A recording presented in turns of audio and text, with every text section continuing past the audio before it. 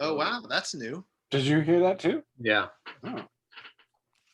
It is reassuring because like sometimes I'm like, where's this little button on?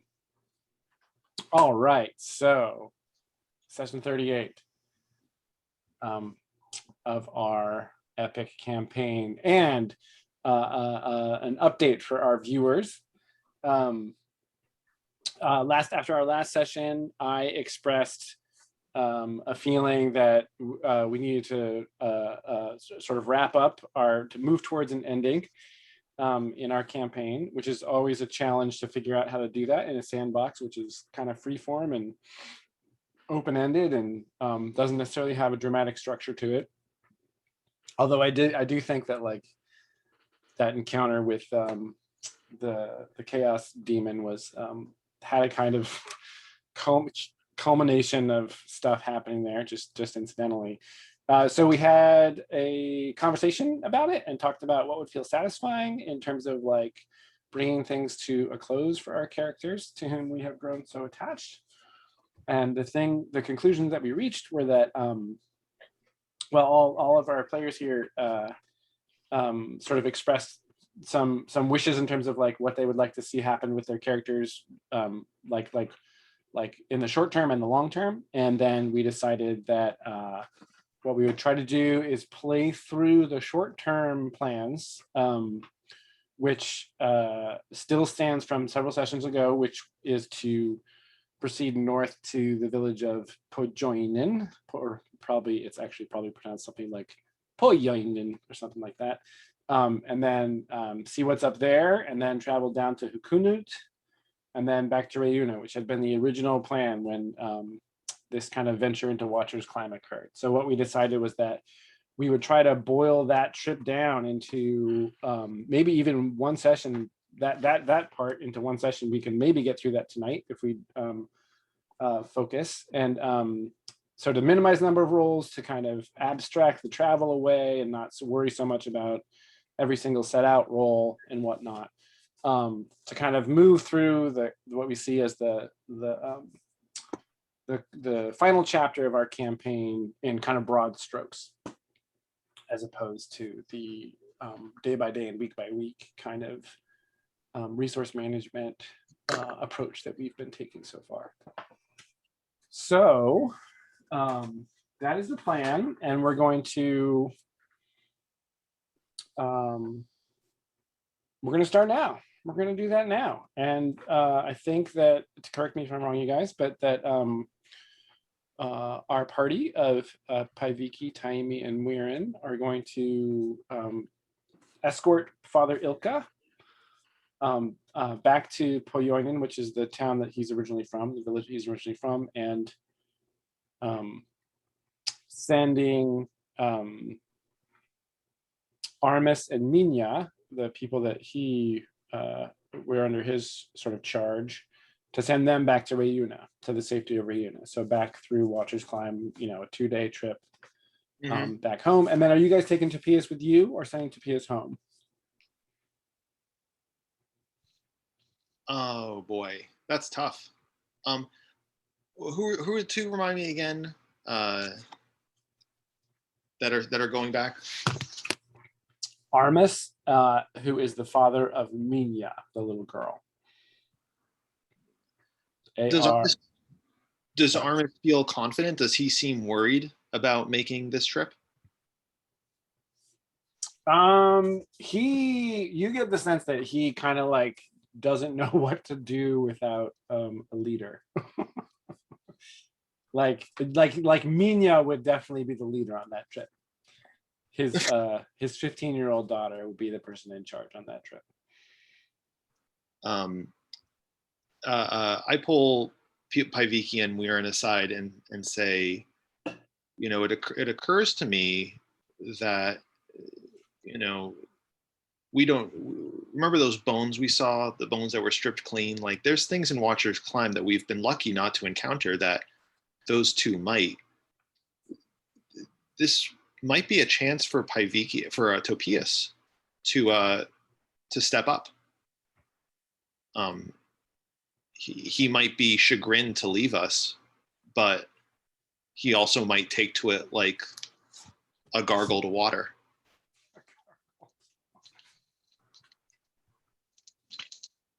That's a good idea to put those thoughts together. Let Topias be the leader that, he's very enthusiastic to be. Yeah. As much as, he's really proven himself to be a valuable companion, I think that this might be a chance for him to come into his own. And I approached Topias about it.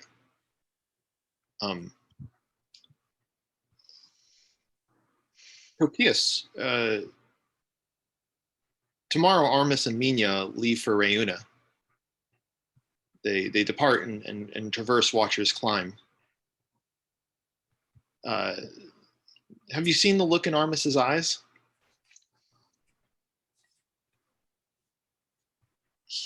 I have. He seems like one who would falter in the face of danger, if you ask me. I sense that it would be Mina leading him by the hand and not the other way around. And that might not turn out too badly. She's got grit. From what I've seen, she seems incredibly competent, curious. She seems like she would do fine in a fight if she had the weight to leverage a sword. What do you think about joining them on their trip to Reuna? I'll take them back if you think it's best. I can do that. I'll make sure that they're safe. Will you take Itzy? Yes, we would take the beast. We of course would leave you with whatever you need. You can take one of the saddlebags if you think that would be useful for you. It shouldn't take us more than 2 days. They can both walk, and Armis doesn't seem that capable, and he's clumsy. But if we just 2 days of marching, one overnight, we'll be back in the village. I think we'll be fine with just what we have in our packs.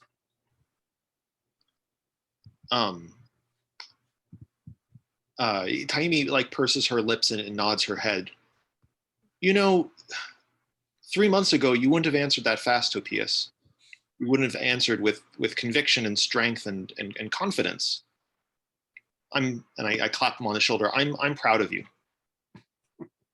You are not that you were not the young man that was almost mauled to death by a pika in the River King's cave.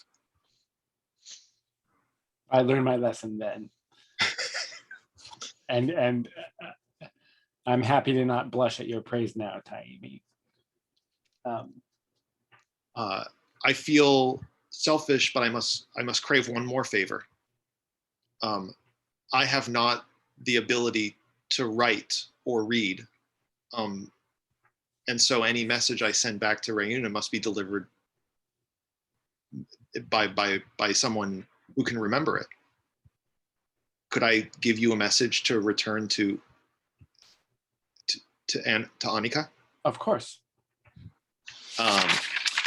And I give him a piece of the moss from that big carpet-like beast that we used to traverse the high points of the mountain. Yeah. And I give him a message that I can read or I can type later for you. Oh, a secret message? No, it's not a secret. I'll read it. I composed it when I was I had the. Great! Let's hear it. This lichen comes from a great and wondrous beast that dwells on the slopes of the Watcher. I send it along with my thoughts and well wishes. Do not regret your decision to stay, for I will return someday and look forward to telling you the tales of our adventures. When I look back on Reuna from the slope of the mountain and see the morning light cast across it, I think of your bright smile. Oh, wow.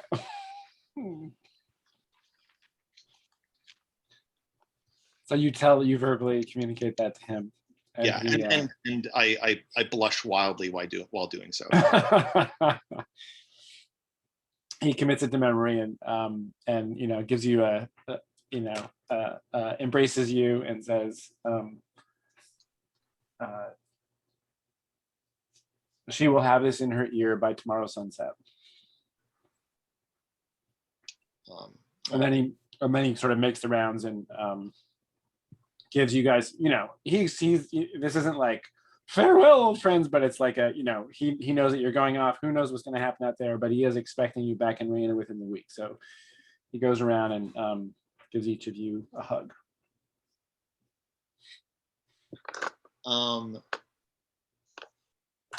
What are they going to take from the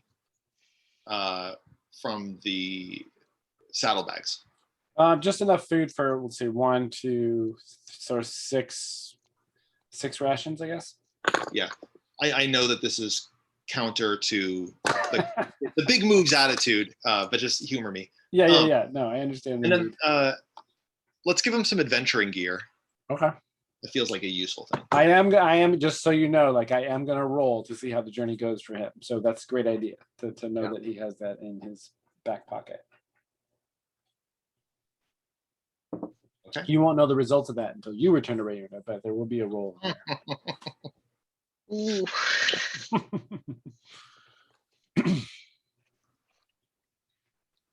Okay, and I will also tell you that there are no hidden tunnels or dungeons underneath the camp of the Chaos Cult.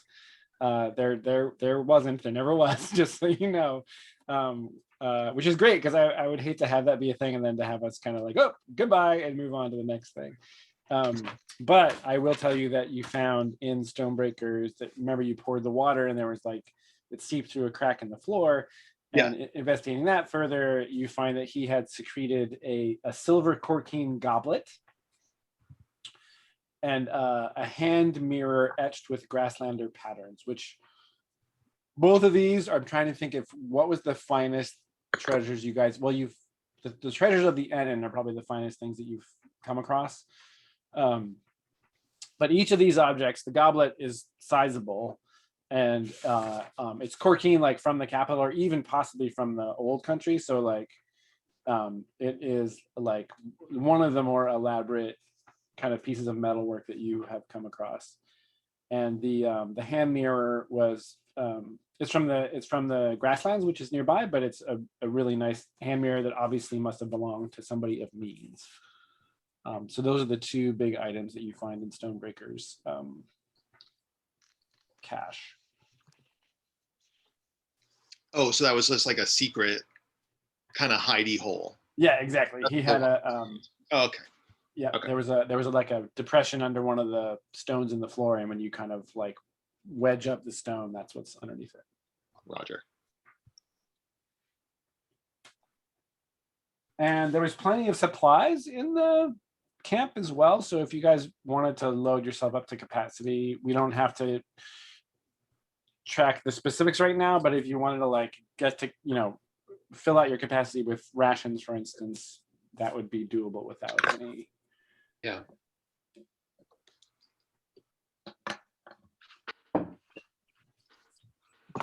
Perfect.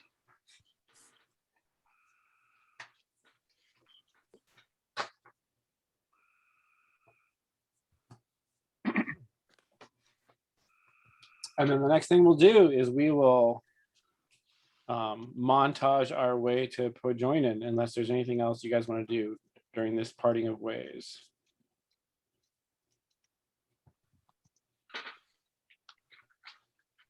I think I'm good. I'm good.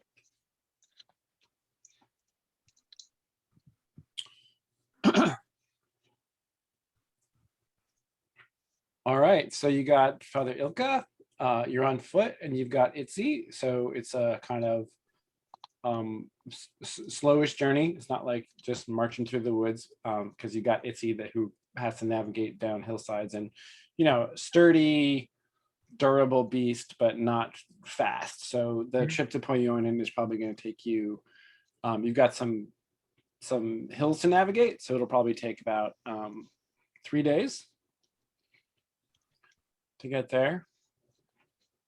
And Ilka knows the way, so you've got a guide essentially, right? So he knows how to get you there without too much trouble. So you and we are talking. Let's do a weather check. 2d6. Let's have Jan do this one. 2d6 and plus nothing. I got an 8. Okay, so it remains sunny and clear. And then reroll a d6 for me. A D6. A 2.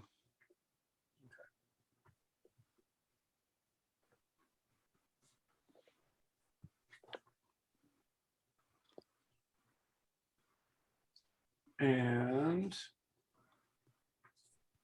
for this 3-day trip, we are going to make a one set out move to see if anything unusual happens along the way. So John Chad, would you make that roll? And this is Watcher's Climb. Well, you're moving into Riverwall now, which is dangerous. So it's a +1. Ooh, Riverwell? Riverwall. Riverwall. Ooh, like Saltwall. So +1. 2d6 +1. That's 11 + 1, 12. Okay. Great. And is anybody down hit points or ability points? No. No. Okay, so everybody's at, okay, great. Because for this kind of collapsed travel roll for 3 days, you would heal the equivalent of 3 nights of sleep if you were down. So great. So you make it to Poyonin without incident. 2 days in, there may be a weather change. So Donna, would you roll that? 2d6 plus nothing. Yes. 10. Okay, great. So let's see, and we are now, gosh, we're in midsummer. Wow. So on that last day, it's clear, cloudy, shady. There's a breeze. It's like a beautiful summer day when you're coming down out of the foothills. And Ilka stops and points ahead to the village of Poyoinen. Oh. You're not seeing it from this perspective, of course. You're lower to the ground, but you do have a bit of an elevated view, so you do basically get the lay of the land from up here. Which direction are we coming from? From pretty much the direction we're looking at it. You're coming from the bottom of this picture. And am I right in assuming that this is the Colkeen structure? You are correct. You know it well enough by now. Yeah. Okay. And I'll tell you on the way there, Ilka sort of gives you the story about what's going on in Poyoinen. Okay.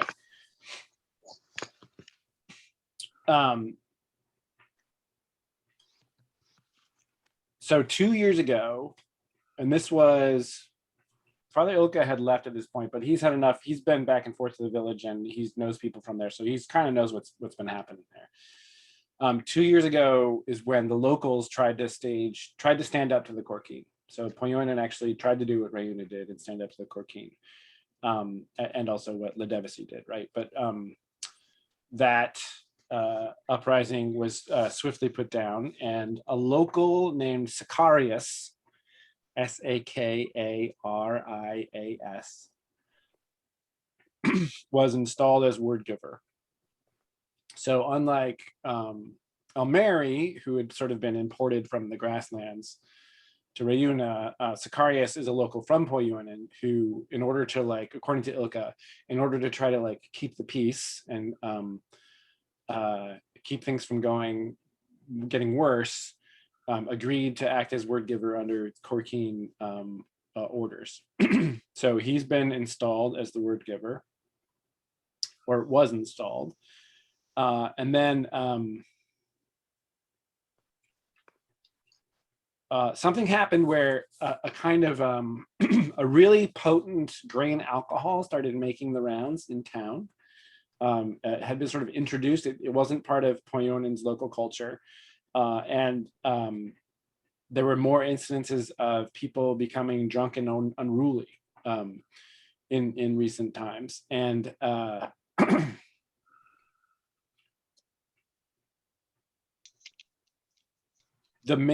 of the main, so it's a fishing village, but one of the main, the value it has to the Corkine is that it's also a peat harvesting village. So to the north of the river and on the left side of the drawing here is the beginning of the peat bog, where the villagers actually go in and cut peat, and then that gets shipped off by wagon to the capital and elsewhere, right? So the main function that this place serves for the Corkine is like as a supply of peat. And there was an overseer, a Corkine overseer of that whole industry, who, like, the cutting and use of peat had already existed here as a kind of industry, but the Corkine kind of like upped production, and they put in an overseer from the capital who died from this alcohol. So this alcohol that had sort of been making the posing a kind of challenge to the village as a whole. One day, the overseer was found just collapsed in her bunk with like a clay jug of this stuff nearby.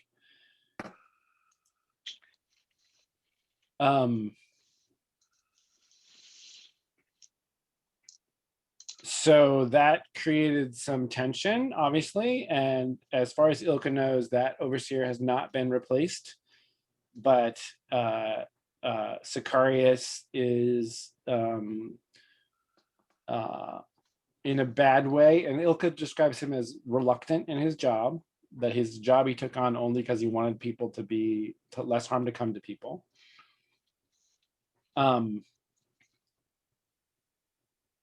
And the only other people of note that Ilka tells you about are Kailiki the trader, who is a trader who came from Hukunut and used to just come through on the way to the coast and come back and trade between the different places, but sort of stayed and became involved in to what degree, Ilka's not sure, but became involved in the peat business. And he's pretty sure that she is the source of the alcohol. And she has a kind of bodyguard assistant named Henna. There are 4 word keepers, right? So and to hear Ilka tell it, like, Sicarius is more of a kind of go-between liaison than any kind of captain of the word keepers, right? As far as Ilka knows, the word keepers will just act on their own regardless of what Sicarius says, but Sicarius is supposed to like keep the villagers calm. So he has told you all of this on the way, and then you are looking down from the foothills on the sort of late morning of that. Well, actually, by this time, it's probably evening of the 3rd day of your travels.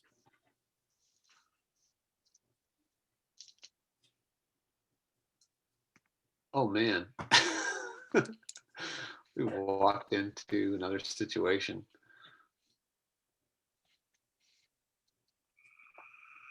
I mean, but how long has it been since Father Ilka's been here?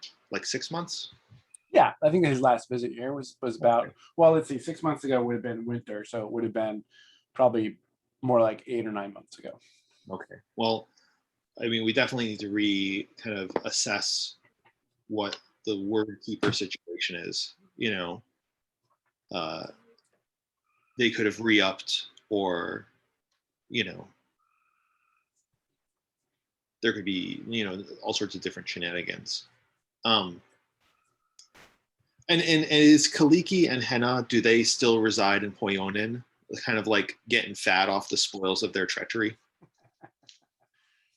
As far as Ilka knows, yes. Okay. And they're definitely, benefiting from this sword. They sound likely to take up sword against us. I would say, like, Ilka thinks that they're essentially, just like you said, they're trying to take advantage of the situation. So they would probably see which way the wind blows, right? If they were confronted with a conflict or some kind of and they would definitely throw in with the word keepers if it looked like that was the smart move and they were going to come out on top. But if it didn't look that way, then they might go the other way. Ilka describes them as opportunists, and it's the kind of thing where like he spits on the ground when he mentions their name. Yeah, I hear you. I think Paiviki would ask Father Ilka,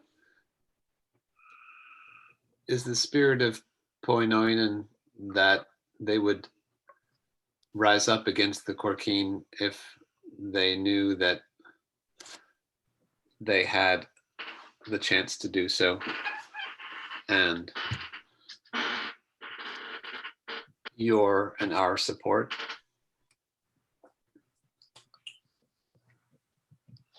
I'm afraid that their will has been broken.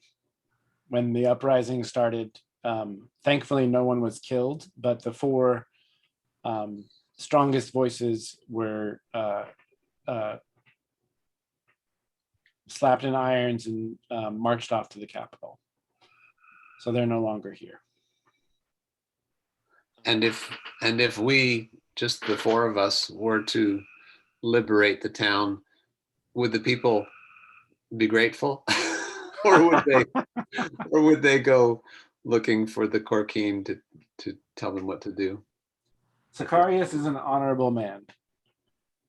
He is doing what he thinks is best to keep his people safe. If you drive out the word keepers, everyone will be happy, but everyone will be worried that they will return. Understandable. Their families have lived here for several generations, and they are, like many of the communities in the grasslands, they are attached to this place. There is some chance that people may want to leave for fear of the word keepers coming back, because they will see their chance, but others will want to stay.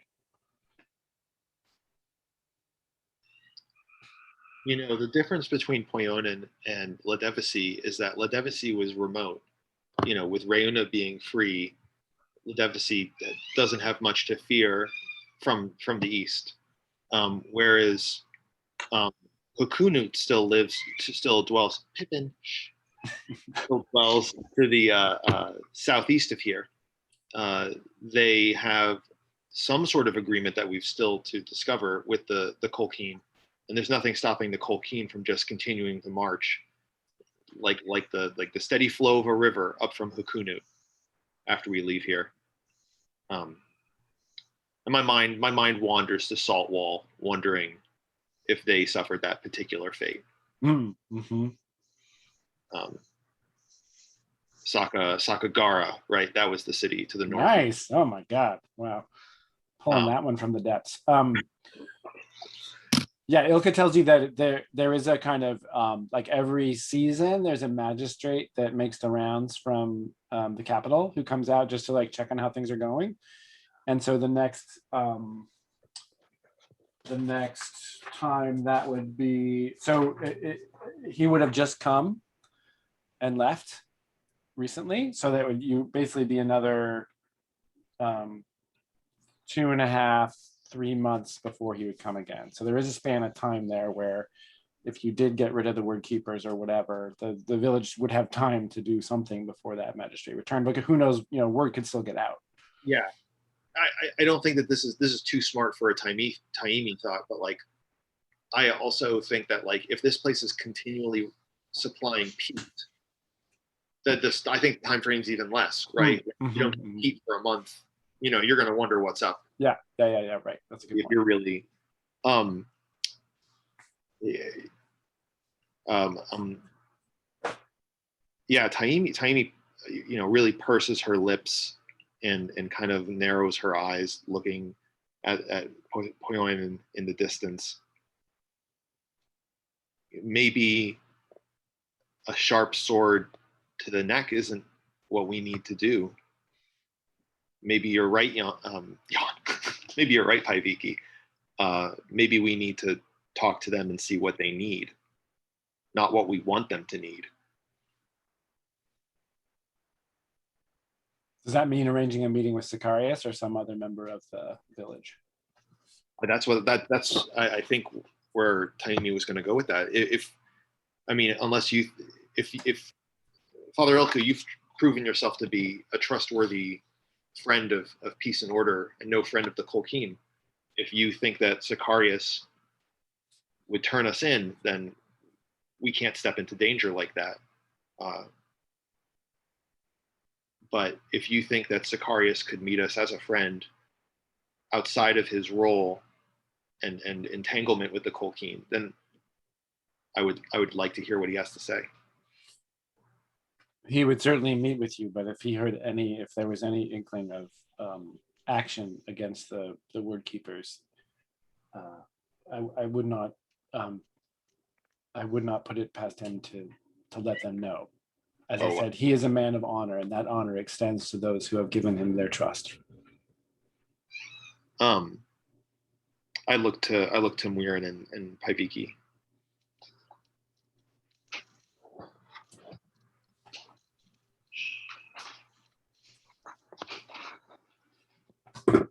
What do you two think? Is that a conversation that we can have without a discussion of violence or unrest?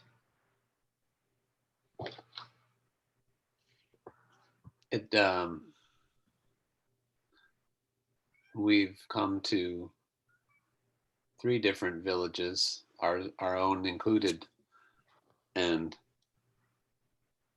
that's what we've done when we've met the Korkeen, is fought them and chased them away. I don't know what else we would talk about if we had this conversation. It might be awkward. I think that we could approach it with what would help you the most, and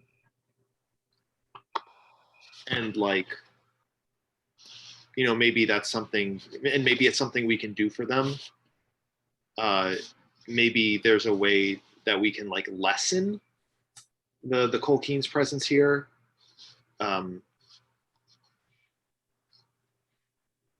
This seems to be a different situation. I feel like an ambush and a crossbow isn't going to solve their problems. Sounds fun though. So Taimi is in favor of sort of getting the word. What's the word on the street? What's the feeling? What would the villagers themselves want here? Is that right? Yeah, I'm not opposed to a secret meeting with Sicarius.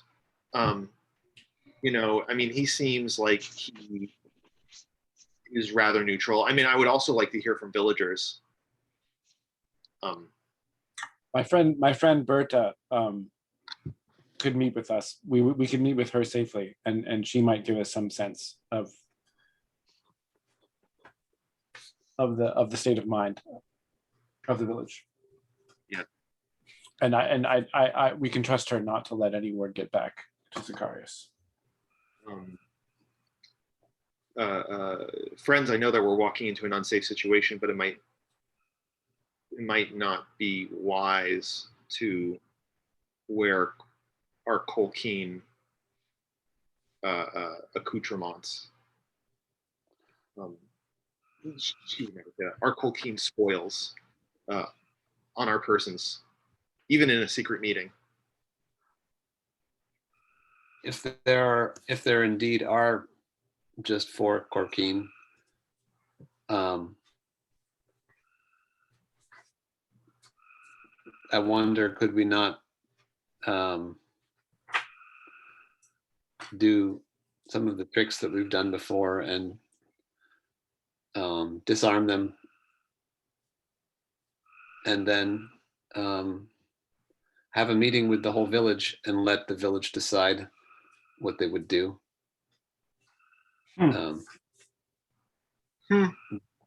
But inevitably somebody will get hurt. But I'm not opposed to meeting with this friend of yours, Father Ilka. Mirren, what do you say? Oh, I think the secret meeting and then possibly disarming the 4, if that meeting seems like that would be helpful for them, is probably a good, like we could do it in 2 steps. So meeting first and then secret and then make a choice after. Yeah. Yeah. Does that make sense to everybody? That's interesting. Are you talking about like just like literally taking away like their chainmail and crossbows?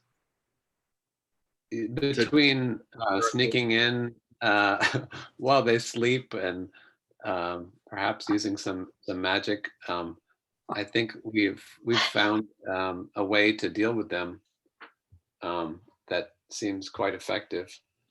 To defang them. Defang them and let the people decide. That's interesting. That's interesting. Right, because it's a different conversation when they're already disarmed. It is.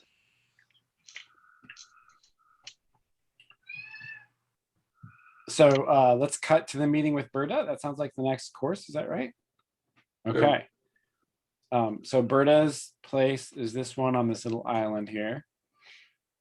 She keeps goats and a little garden. So Ilka, goes down and goes into the village as he has done in the past, and then returns sort of after nightfall, and then guides the 3 of you back. And then we cut to inside Berta's humble but decent sized home. She has 3 kids and no partner, and her 3 kids are all sound asleep in one of the 2 buildings that are part of her holding, and the other one, which is essentially a kind of combination animal barn and gardening supply play, and it's kind of a mess. It's kind of a jumble. Like, you get the sense that Berta is not particularly fastidious person. She's big. She's super happy to see Ilka. She greets you kindly, but is a little guarded because you're strangers. And Ilka has told her whatever you guys want him to tell her, like that you're from Rayuna. Is that safe to communicate, or are you just strangers? What's the basic? How do you present yourselves?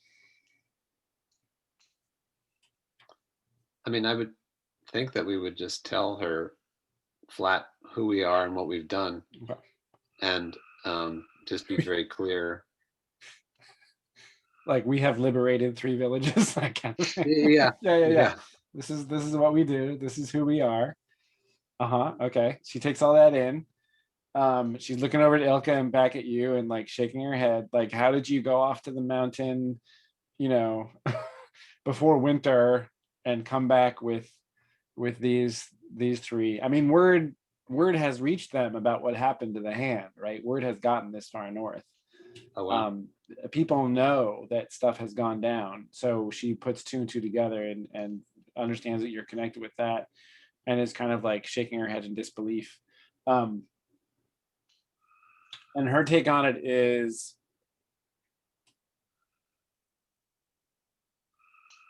she wants them gone.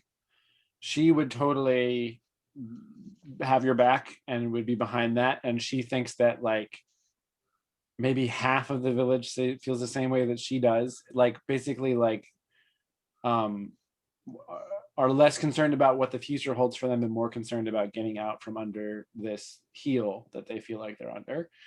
Whereas the other half of the village, which she would characterize as kind of the older generation, are would be more concerned for the kind of long-term security of the place, right? They'd be worried that like if you got rid of the word keepers, they'll come back harder and they'll do away with Sicarius, basically. Like if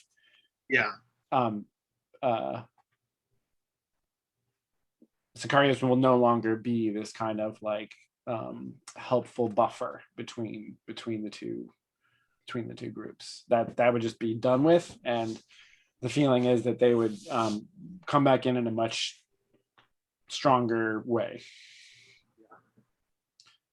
She, and as she says, like the younger members of the village, you know, in their hearts they still hold this thing that happened 2 years ago where they tried to stand up to these people. Like everybody still talks about that, and a lot of the younger folks like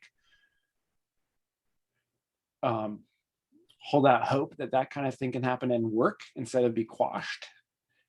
But the other ones feel like that was a lesson to them and they need to abide by that lesson.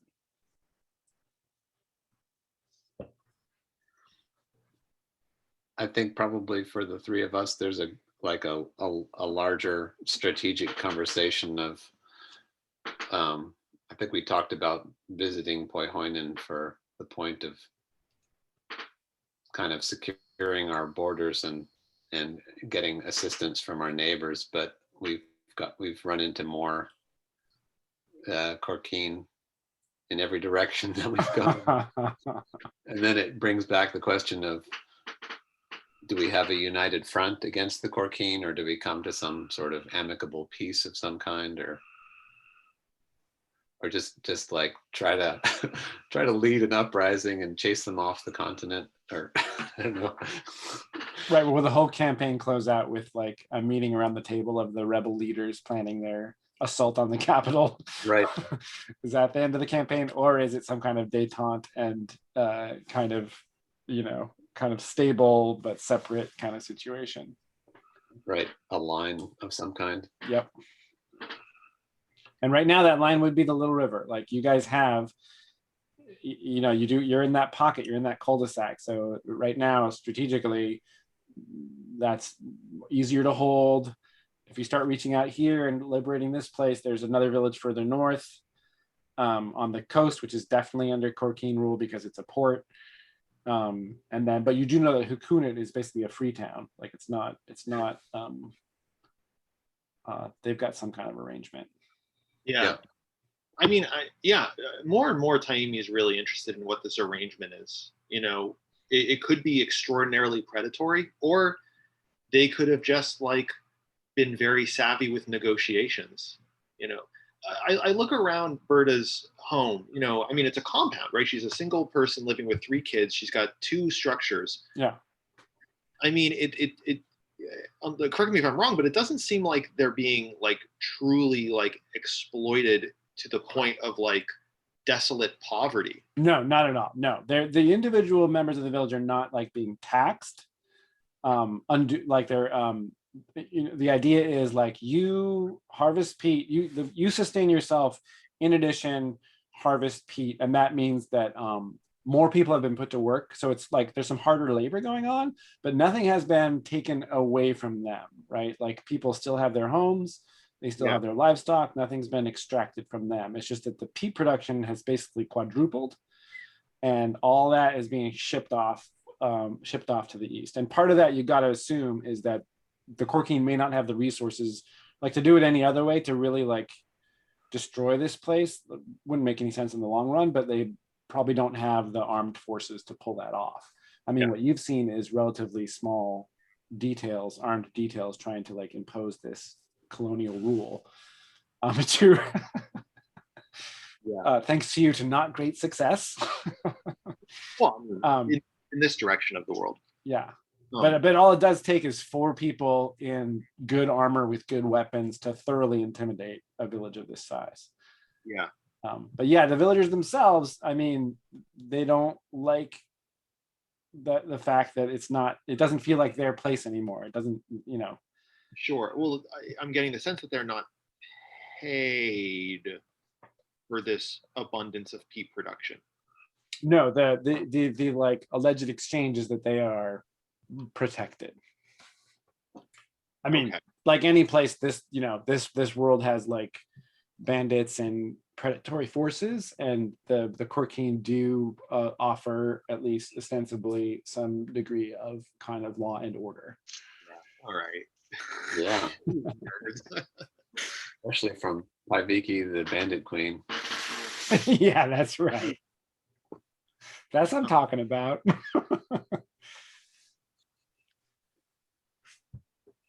Just see what happens when you hold up a wagon full of peat. Figure out what you're going to do with that. This might be right. This is 100% John Sturgeon not understanding peat, but like, what do you use besides talk about it in like reference to scotch? It is a slow burning fuel, Okay. which is very useful to people in the big city. All right. That's tough. I mean, if Berta had said overwhelmingly that the village would fall in line, then I think we would be doing them a favor. We might be creating more internal conflict and destabilizing them more. And Jason's point of this kind of unstable, in some ways like unprotectable amorphous border. Yeah, what can we do for them that will make their lives better while not all simultaneously making it worse or have the potential to make it worse? What do you two think? I like the disarming idea. Yeah, I mean, that's the most obvious for a bunch of adventurers. I mean, in theory, Paiviki is a decent negotiator too, but we have to decide what the negotiation would involve. What do you, Maren, do you have any strategies?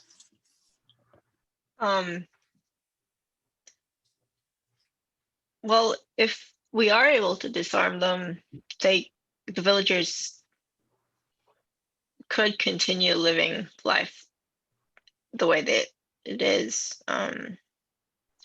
without threat of violence.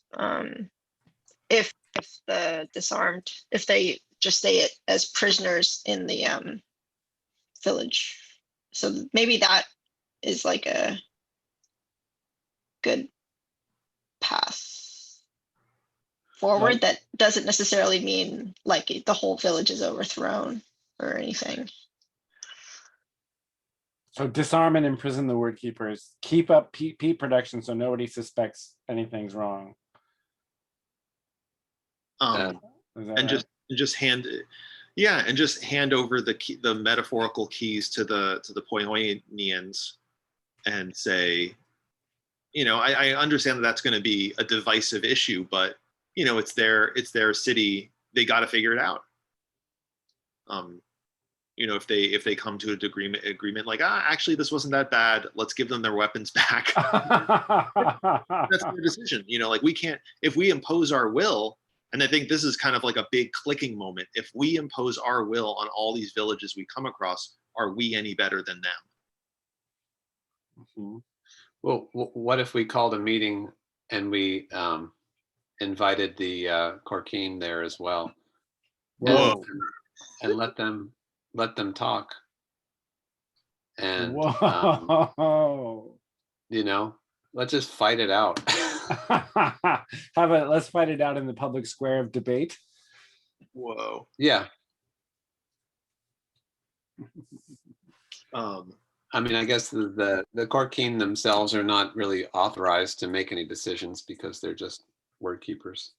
No, these guys. Well, there is one of them is a captain, so there is somebody that has rank on the other three, right? But Right. But yeah, in terms of big picture policy decisions, absolutely not. But that would be interesting to fight them. Sorry, go ahead. I was just going to say we could meet them in the square and then just be like, hey, we're going to have this big meeting. Everybody come to the square, and then if the court king won't talk and they want to fight, we could fight them. I don't know. Just old school. Just walk into town. It's not very savvy. It has nothing to do with sneaking and stealth. Sorry, Mirren, but it's a bold plan and one that puts a lot of faith in our ability to walk out of Poyoyan with all of our limbs. Yeah, it does. You know that you would have to be the one engaging them in conversation. I'm afraid that I would still lose myself and my hand would fall on my sword too quickly.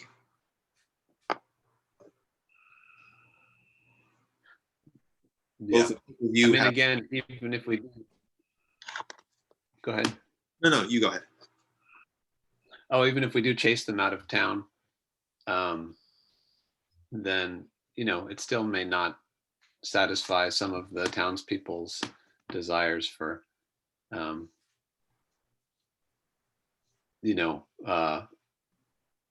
it may not settle the issue in a way that would make them all happy.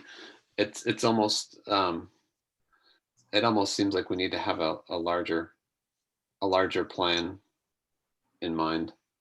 Mm-hmm. But if we do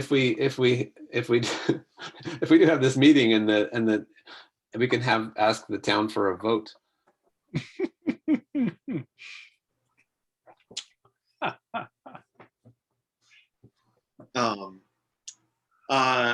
I fear that under threat of violence from the word keepers, the vote might be compromised. No, we would have to beat them first before the vote happens. Oh, and then vote. And just leave. Just peace out.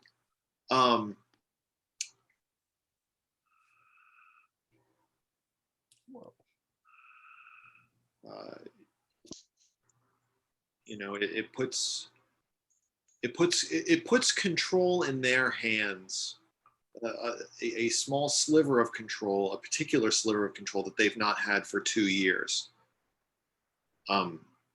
If that's all that we can give them now, then that's not nothing.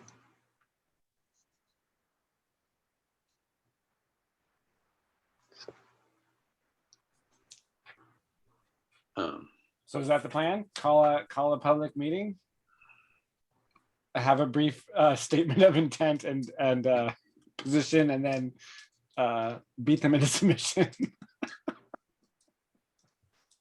If they choose that route, I guess the word keepers could choose to drop their swords and walk away. Paivik, are you trying to provoke the town to action through this? Because there's no way that they're going to do just that they're going to put down their finely tuned crossbows and walk back to Hakunin, excuse me.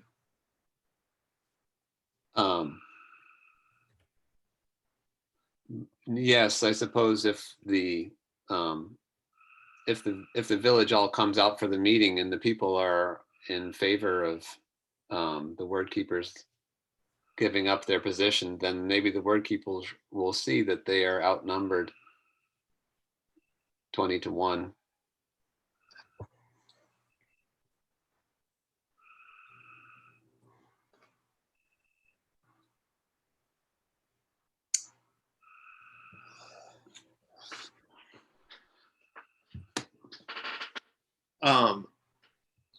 I just want to see that happen.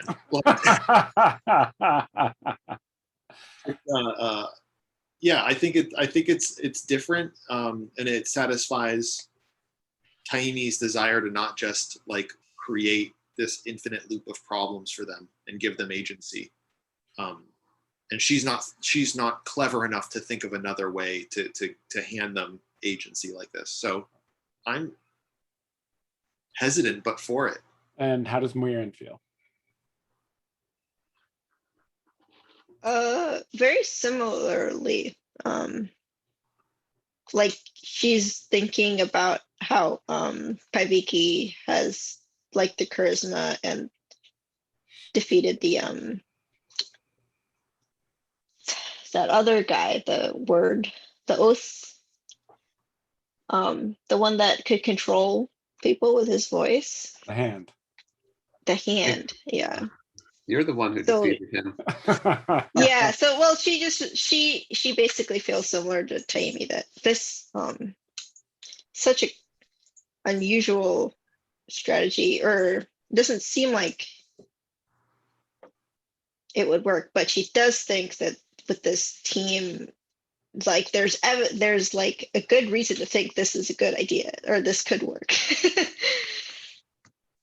So hesitant, but All You- right. you- Well, if everybody's on board, we're gonna cut to that. Okay. I think just, yeah, going around telling Berta to tell her kids, to tell everybody to just like, hey, we're going to the town square. We're gonna have a meeting and decide whether we want the word keepers or not. Okay. And then obviously tell the word keepers to come also, or do you just Yeah. want to have a meeting without them and have them show up? Um, Because obviously it's right outside their house essentially, so they will know what's going on and they'll show up. Do you want to tell them what it's about ahead of time, or do you want them to just kind of respond as the local law enforcement?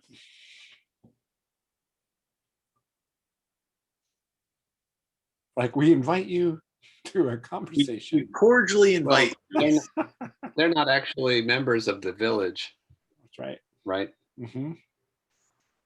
Um, So you could invite them. You might not say like that they get a vote or whatever, but like, yeah, come and listen.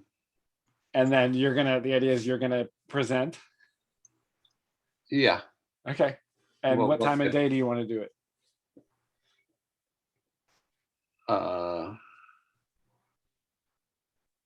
I guess midday would be a good time. Yeah, is there like a time where all of these, you said that like 4 times the amount of people are peat cutting. Is there like a noonday meal sort of Yeah. break? Yep. There's a midday break. Yep, Okay, absolutely. Yeah, we'll time it with that. So that's the word that's going to go around in the morning. The kids are going to run all over town, spreading the word. We get shots of the peat cutters coming up from the bog. There's a whole area up there where they've got the chunks of peat all spread out to dry in the sun. So the kids are over there like talking to people. You see them from a distance and going from house to house. And then one of them like kind of sheepishly approaches the Coque Talo and talks to Sicarius. We get a look at Sicarius, and then that exchange happens, and then by midday, people are starting to gather around the well there in front of the big house, and there you are. I assume you're sort of in the middle of the crowd, right? Like there's some space. There's the well. There's space around the well. People are kind of along the edges of the circle, and there the 3 of you are. Father Ilka is with you. Berta is part of the crowd. Ilka points out Kailiki, the trader, and Henna both show up too at the edge of the crowd, right? Is Henna real tough? Henna is big, missing her left hand, and does not look. She has a belligerent look and definitely looks big and strong, but maybe is not in the greatest physical shape. Looks a little doughy. Looks like she hasn't been doing her yoga.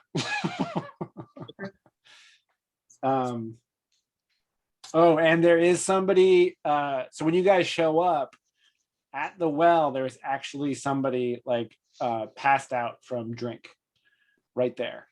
So that person has to be kind of like picked up and moved off of unless you want them to be a prop for some reason. That person is like basically has to be extracted from the scene.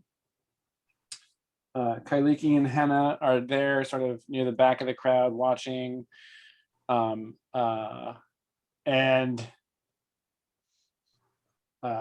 Sicarius and the 4 word keepers show up. And the captain of the word keepers, a guy named Ralph, who is, you can tell why he's the captain of the word keepers that are there. He is the, as opposed to Henna, this is a guy who stays in shape. Ilka has probably told you about him ahead of time, but he is, I would say, the thing that's most imposing about Ralph is that he appears supremely confident. He's not the kind of person that like tries to be scary and intimidate people just through like threat of force. He's just somebody who appears to be at ease and confident in his role.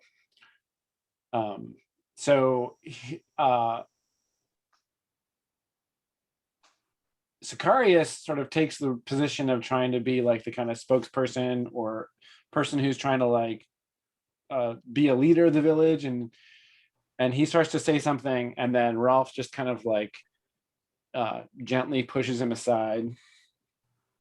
It says, "What is the meaning of this? This is a break in the workday. You must all return to work. Who are you, strangers?" And Paiviki says, "This is not a work day. This is a meeting day. We have come from Rayuna and La Devasi and Saltwall, and everywhere we have gone, we have liberated these towns from the Korkin. And we have come to Poihoinen to give them an option. If they want to be liberated too, they can have a meeting and decide. So you are here, you can listen to the meeting if you would like, and the people of Poihoinen will decide whether they would like you to stay or whether they would like you to leave. It's their choice." The elf, the hunter, and the carpenter. We have heard of you. There is a bounty on your heads. Do you wish to claim it? Oh man. So he casts an eye back at his men.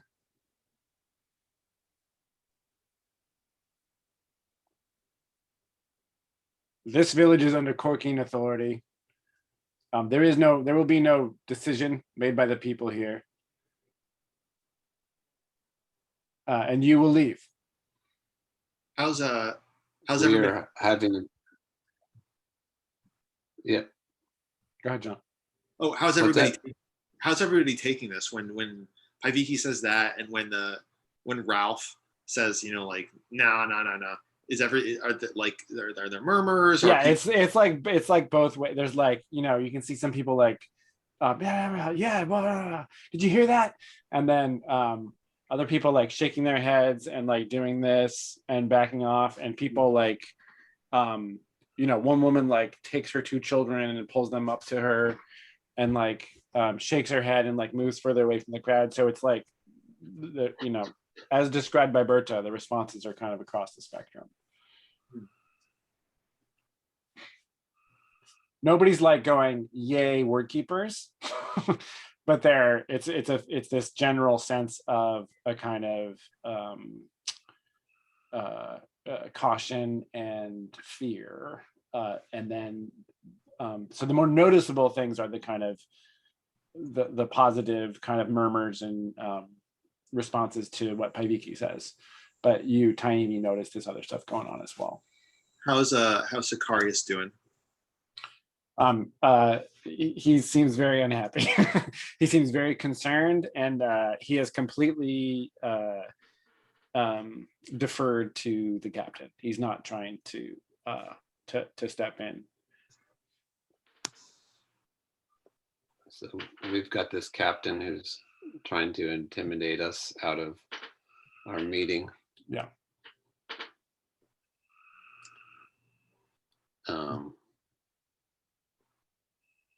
Our God has spoken. Poyoinen belongs to the Korkin. As long as we are here, there will be peace. These people will have their lives and their livelihood. They will live healthy lives to their end under our protection. This is the word. I feel like we're just going to keep on talking in circles with these guys. Right. It's yeah. something's gonna happen. But I mean, you can certainly try to do something with words. Yeah. But he at first blush, he's not interested in backing down. What is the name of the guy who could make people believe do things with his voice?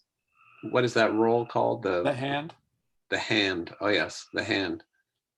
Yeah. You don't understand, Captain. We have a promise from the hand. He gave his word to us. He said that he would never come back to Rayuna. And he said that he is on our side now. He promised this to us. And anyone who fights against us are against him. So it is up to the people of Poihoinen to decide for themselves. You dare describe the oath of a member of the church? That is not for you to say. I have heard no such news. Go ask him yourself. He will not lie. You know this. You know this is true of the hand. He will not lie. It is a 3-day trip to the capital. My job is here and now. You come here fomenting rebellion, and you will be sent away. You will be sent away now by your own choice, or with our bolts in your back.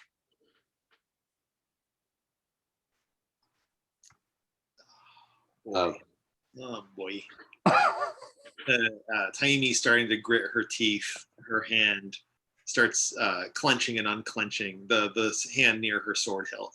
Yeah, there's definitely tension, more tension in the crowd. People are like murmuring. There's people like moving about. The tension level is definitely rising. And so Sakaria says, please, he speaks up and please, we need no more trouble here. Please just go back to Rayuna, go back and with good, in good spirit and good health, return to your village and your people and be safe there and peaceful and allow us to live in peace also.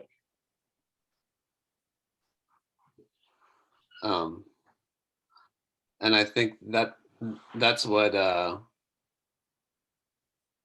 Paiviki would kind of say loudly so that everybody who's around can hear. Is this the will of the people of Poihoinen? Do they wish the word keepers to stay? No. Yes, let them stay. Yes, we are safe. No. See, clearly we have to have a meeting about this, and it is best that we do so without weapons. Don't you agree? These common folk cannot lead their own lives, only not under the authority of the High King. Can this place be protected and made safe? They do not have the wisdom to make these decisions. Oh, you got me. Tiny steps forward. This is not a matter of wisdom. these people lived here long before your boots ever sullied their land, and they'll live for hundreds of years after the Colkeen have fallen. All you bring are threats and fear. And I point at the crossbows on their hips.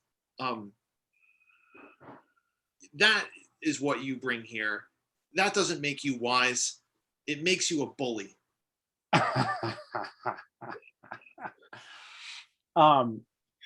A rock goes tang off the helmet of one of the word keepers behind him, and he sort of staggers back, and they all lift up their crossbows and like take a step back. The captain's not there. The captain is just standing there. He's not even drawing his sword. And he says, "You will calm yourselves, or you will be fired upon." And there's more murmuring and agitation. Another rock goes flying, and one of them steps aside, and it goes past them. So Do they have their crossbows up now? Yeah, they got their crossbows up, and they're basically aiming them at the crowd. Oh wow. Can Paiviki do her crossbow trick? A special trick. Special trick against crossbows that no one's ever heard of before. Yep. All right. You're gonna cast that spell. All right, let's look at it. Quick note. Yeah. Jason, this session, there's been a lot of these, like, are other people seeing these big gray boxes with the diagonal lines through them? Yeah. Oh. Yes. It might be me. Are you seeing the map of the town right now? Just the edge of it. Yeah, just come. Oh, just the edge of it. Okay, so I have other windows open. Does that reveal more of the village? No. There a little bit more. Yeah. Okay, weird. Okay, so I have other windows open, and that's the issue. Is it's trying to. I'm not sure how it handles that. So let me stop. It's just share. hiding your windows, I think, from us. Right. So yeah, I was looking up the magic user playbook here. All right. So we are now. You're within near range. That's power 1. We've established that this is a minor effect, right? Because it's just the weight of the bolts, and it's a few targets. Yeah. So that is 3 power, and it's instant. You're just sort of bumping the bolts out of the crossbows, right? Yeah.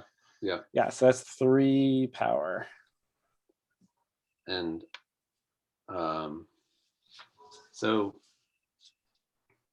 with the recent leveling up, I think Paiviki's level 4, and she's got an intelligence of 3. So she's a level 4 magic user. Yeah. And she has an intelligence modifier of 3. Yeah. So that gives her 7 power. Yeah. So you have 4 power left over, which gives you the max modifier. So you get +4 to your roll. All right. All right. I needed it. I got a 6 + 4. It is 10. Okay. And how does that look? Like, how does it? Yeah. What does she do? Yeah, she just. What did the word keeper captain said? Like, or you'll be fired upon, and she said, no, this is a time for a meeting, and she flings her. No one will be fired upon, and she flings her hand like this, and the bolts go whoo up into the air. Now let us have a meeting. Wow. Let us call this meeting to order. So the bolts like spin away into the air, and the word keepers like see them go, and they're like, wait, what's happening? And there's a surge in the crowd. Like there's a moment where everybody's like, oh! There's like a sort of collective gasp from the crowd, and then there's some people are shaking their heads and being like, black magic or whatever, and other people are like, after that kind of gasp and kind of retreat, there's like a surge forward, and now the 3 of you, the crowd's like almost even with you, but they're kind of around you and clearly kind of joined with you against them. And the captain looks over at them, and then God, what is he gonna do? Can Paiviki try to intimidate him? Or you can do your thing. I think you would try to. You can totally do that. I think it would take. It wouldn't. You would take something extra, like some other. Just up front, Paiviki knows that like he's not sort of too thrown by that, right? He's a little bit thrown because it's magic, but you're going to need something extra beyond your voice and words to actually intimidate him. Yeah, no, I guess more negotiating. Like if she stops the crowd and says, no, this is a time for meeting. Not a time for bloodshed. Let us decide together.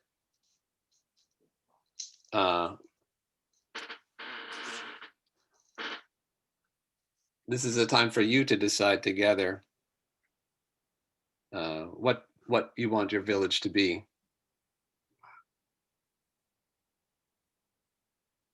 So the captain looks at the and he says like, let's see, he looks at his men.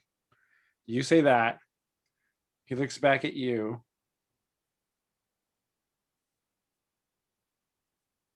And he says, you are the carpenter who consorts with demons. I will be greatly rewarded if I return to the capital with proof of your defeat. And he draws his sword. Okay. We will settle this dispute the old way.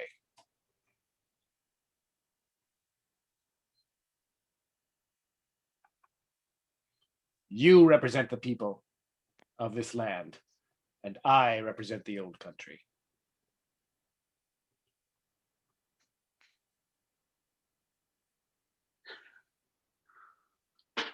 I assume by the old country he means where the cork. His old country. Yeah.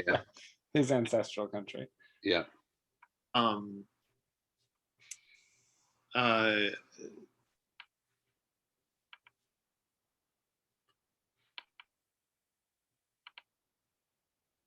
mean, he doesn't have the authority to basically make a hand level promise to us that like if these are how disputes are settled, then the result of that dispute should be binding, but it probably isn't. And it's not Paibiki's choice to decide. It should be everybody in the village. Right, and so he's basically the things that at odds here are Paiviki saying the people should decide, and he's saying the leaders will decide, right? He's saying, and we will decide in combat. Like that will be the deciding thing. So it's a very different, those are conflicting, obviously right. Dramatically conflicting approaches. Yeah. I think Paiviki would turn to all the people there and say, what say you? Would you have me fight for you? I would. But it's your choice. But it's time for, as I said, it's time for a meeting before anything else before anything else happens. So, and then she kind of turns to the crack captain and said, you're going to have to wait for just a minute. Oh man, he doesn't know what to do. Okay, but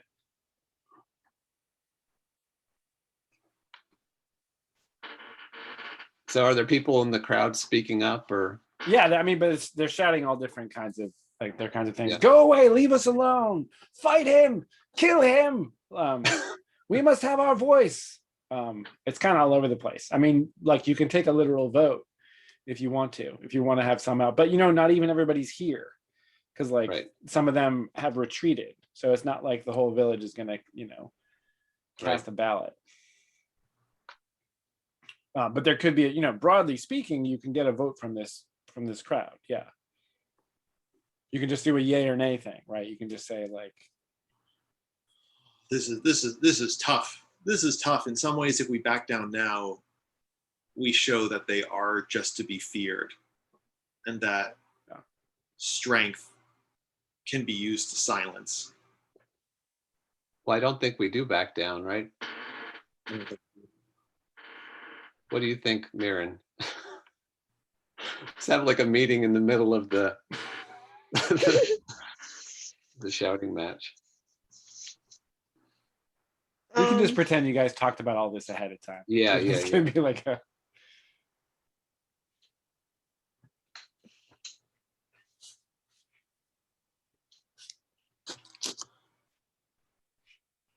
There you go. Kitty cam. well, Mirren doesn't want you to fight, but he does want you to disarm him somehow. Um, can you weave a force him, like surprise him again? He's not somehow not yeah, somehow surprise him because he keeps expecting yeah, the physical violence. Yeah, I mean, I think she could do that, but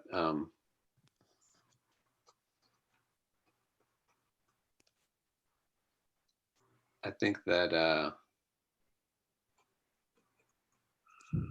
it would be good to get a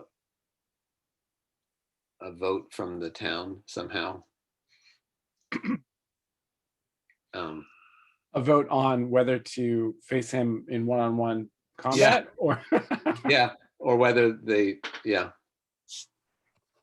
Oh, yeah. Well, I mean, I whether- think the short answer to that, from what you can gather, is the crowd would, yeah, I mean, it's a crowd of people who have a lot of feelings. And I think that the loud voices are going to say, yeah, like they're going to be like, would you, if you turn to them and say, would you have us do it this way? Oh, yeah, I mean, I think Paviki would say, I will fight you, but it decides only whether we have a meeting or not, right? If I win, then we will have a meeting. And and everyone will get a chance to speak. Because you're not going to let us have this meeting unless we fight. Is that what's happening here? She's kind of like talking to this dude. And if I win,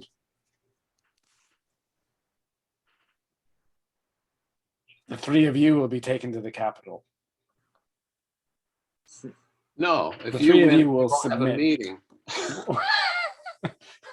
So it's either to have the meeting or not have the meeting, because he's not going to go for that. He's got to stake. He's got to lay. He's got to say get what he wants.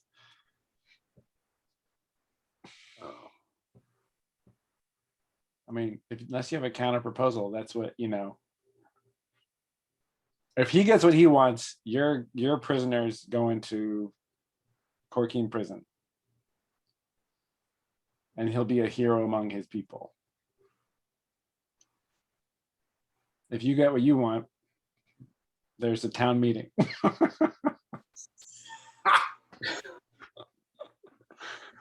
not a great thing.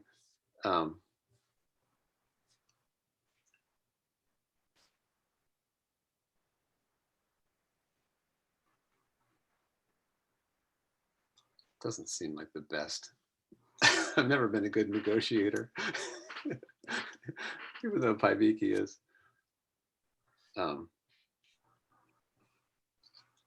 what about just a fight but without weapons, and then you can do your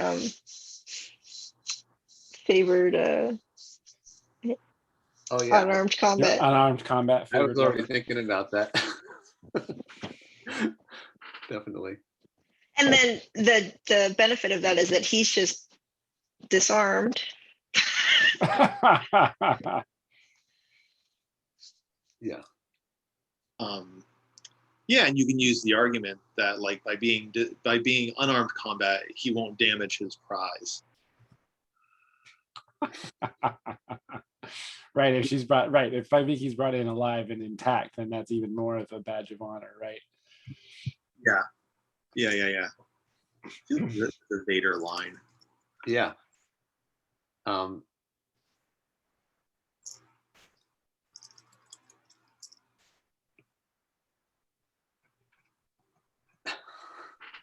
Viki's never really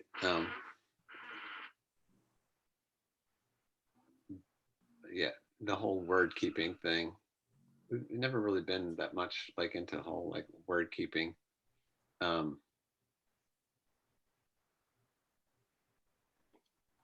Yeah, I guess her offer was that they would fight, and then if we lose, that she would relinquish her right to let the people decide. But that's not. He's not just going to let you go away at this point. No, he's not going to let. But like most famous rebels in the land are not going to show up, right, ask for a town meeting, not get a town meeting, and then just walk away. Yeah, that's true. That's just how he sees the situation. Right.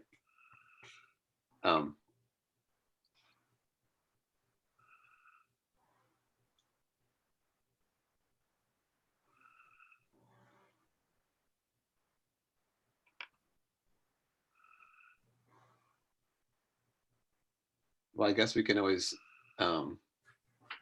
fight, and then if they well,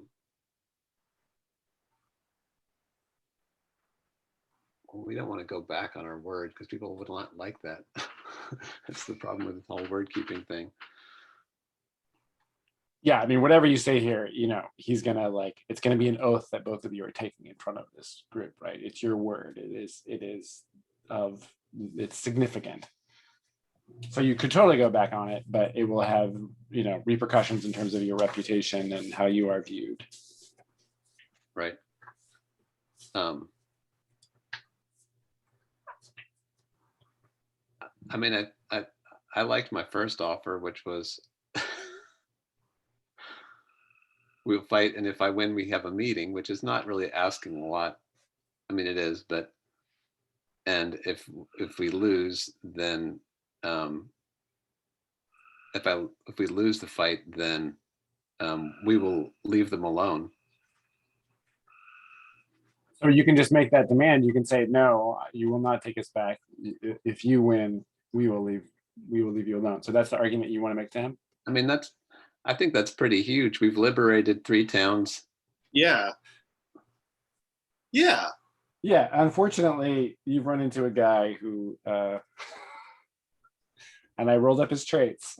Yeah. Yeah, so he's not that's not enough. It's just not enough.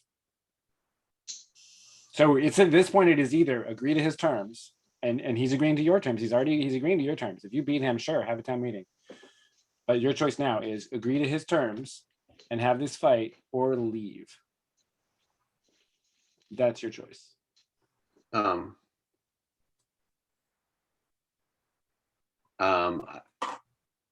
would fight him under complicated. To get captured. The idea is you guys would submit to being prisoners. The only point of negotiation is like, if you want Taimi and Muirin to go free and not give you prisoners, sure. But if he can take you back to the capital, the sorcerer queen, the rebel sorcerer queen, then that's good enough. He'd be willing to concede that. And it would just be you who's at stake. All right. How about if you win, you can take, I won't stop you from taking me back to the capital.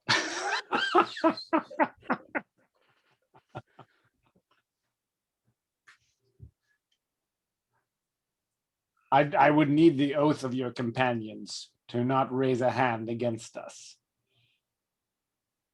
and to allow your capture and imprisonment. You said this guy Swole, right? He's not skipping any days.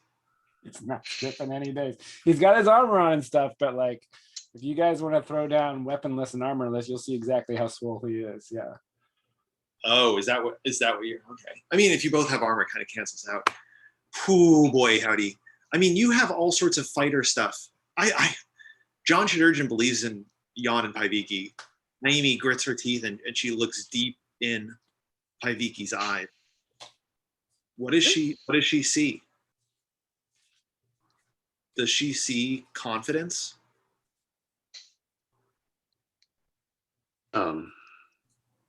I think we would have a much better chance of winning this fight if it wasn't just up to Paviki's wrestling skills.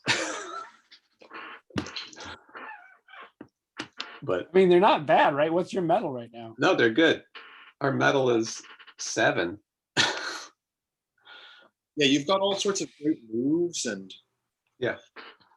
Maybe we should just do this to get it over with. I mean, unless you see another course of action, but the choices that he has laid before you are do this. You get your thing if you win. He gets his thing if he wins, or walk away. yeah.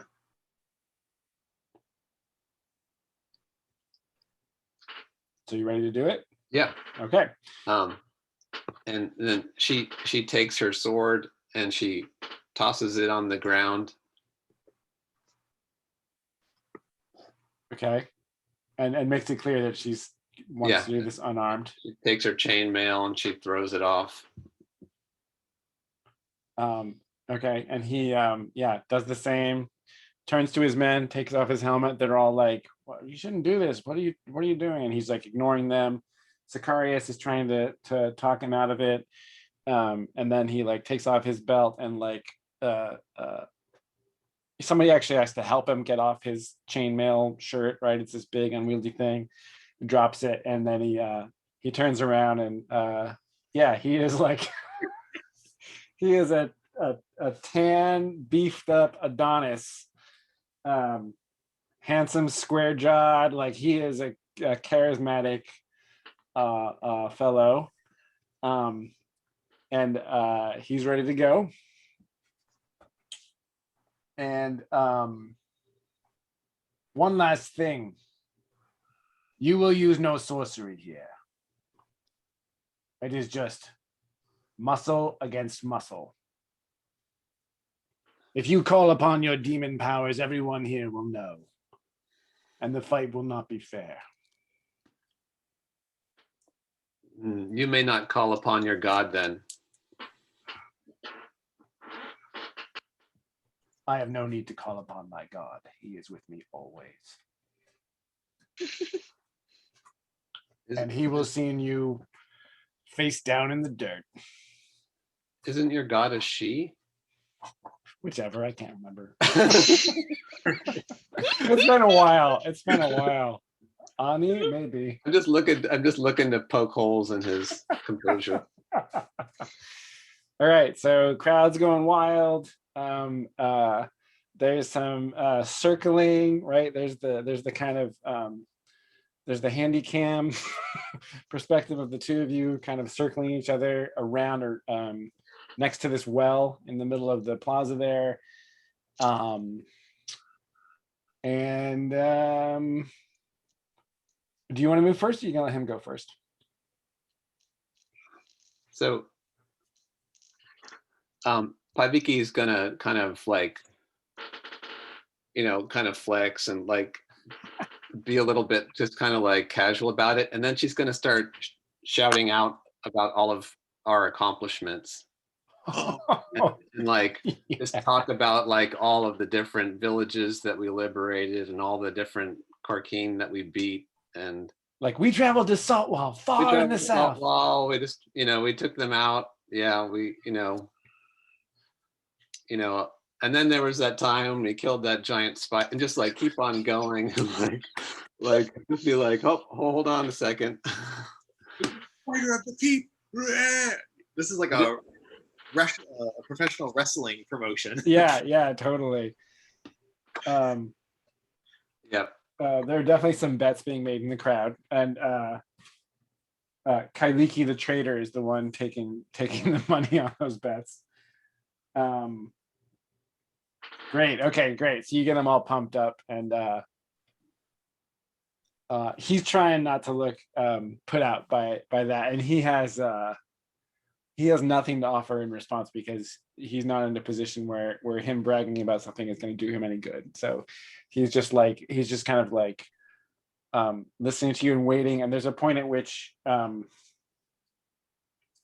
you get to at some point in your bragging, he just shouts like enough, and he charges at you. What do you do? Okay. Like he's just like going in for a tackle. Yeah. And I think that this is like an old technique of Paiviki's to try to like get the bullies to attack first back in Riena, and then kind of act like she's not totally ready, but she's like she's trying to get him to jump at her. And I guess she's got some kind of like a sidestep move where she tries to like grab him and spin around so he's face down in the dirt. Okay, so it's gonna be a reversal where you end up on top of him, and he's face down in the dirt. Yeah. Okay. All right, and before you roll, you can spend 1 metal to take +1 to your roll. Yeah. Definitely. Okay, and it's fight, so it's strength. I got +2, +1, +3. Total +3. All right. Ooh. I have a 7 total. 7. Okay. Okay, so yeah, the bully comes charging.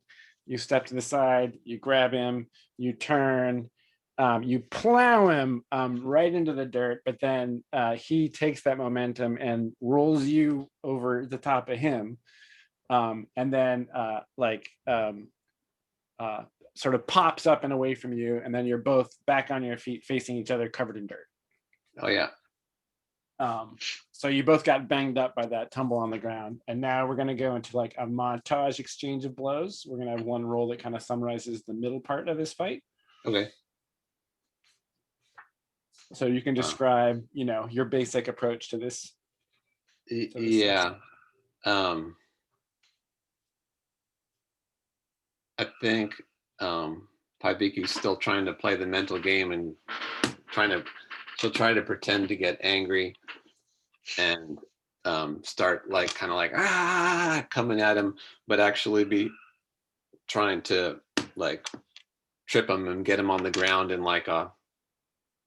like back in the dirt, sort of face down, arm bent behind his back kind of thing. Okay, but this time just get like leading with what looks like an aggressive charge, and then turning that into like a takedown hold. Yeah. Okay. Same deal. Add use 1 metal. Yeah. Okay. I got an 8 that time. Total of 8. Okay. Yeah. Great. So there's like there's some circling. There's like him coming at you and trying to grab you, and he takes a swing at you, and you duck. There's back and forth, the crowd surging this way and that way. We get shots of each of our onlookers, Bertha and Ilka and Taimi and Miran and everybody. There's shouts go up either side, and then you pull that move, and he it works. You drive him like he's caught off guard. You go to plant him on the ground, but then he pivots you before he hits the ground. He pivots and slams you into the side of the stone wall of the well. He sort of slams you into that and rolls. So he's got you up on the edge of the well. Both of you guys are kind of leaning on the well, and he's just trying he's got his arm like between your legs, and he's trying to like lift you up and dump you into the well. Hmm.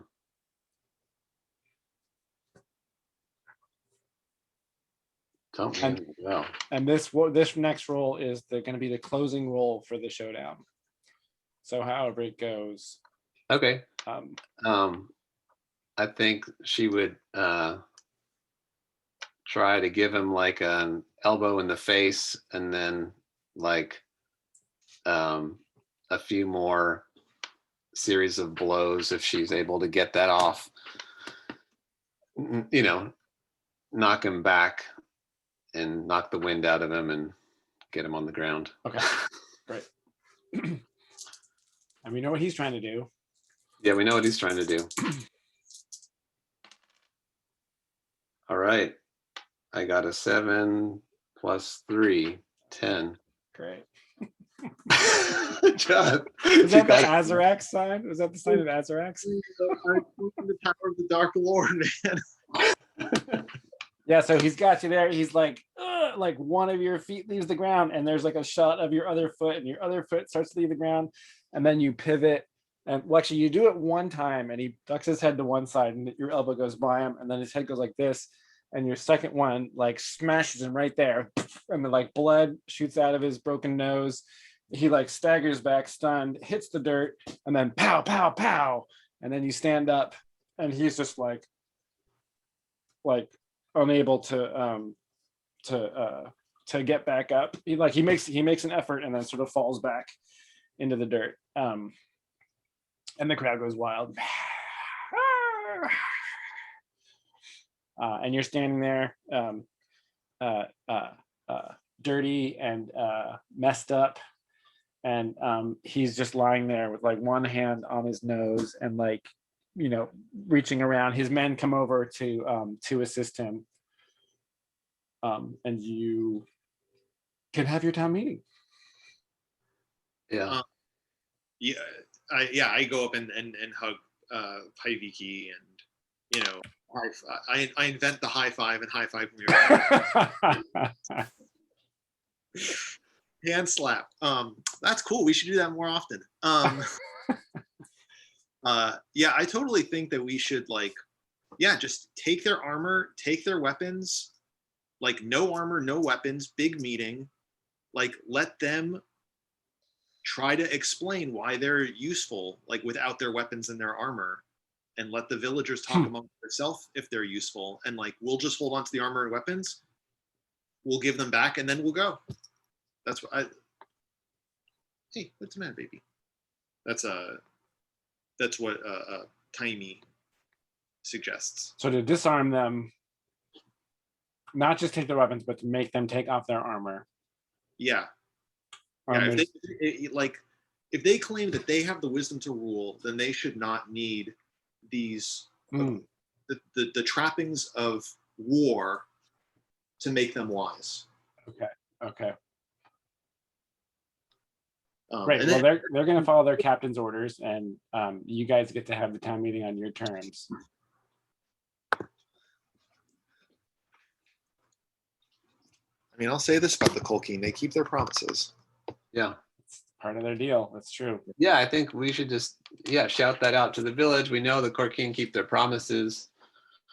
Now come to the meeting. You have to leave your weapons and armor behind, and everyone will be here as equals. So come, just like invite the Corkeen, like come, take off your weapons, come sit. So they drag their captain back into the Corquiatalo, and then I think that the captain doesn't. He's in bad shape, but the three of them return to the town square looking very anxious and well, actually, let me think for a second. Roll, Paiviki, will you roll make a charisma saving throw? I got an 8.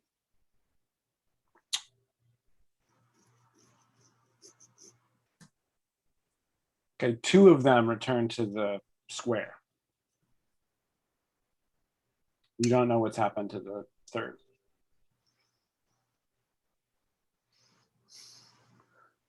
And I think Paiviki says, you thank you for coming. You have nothing to worry about.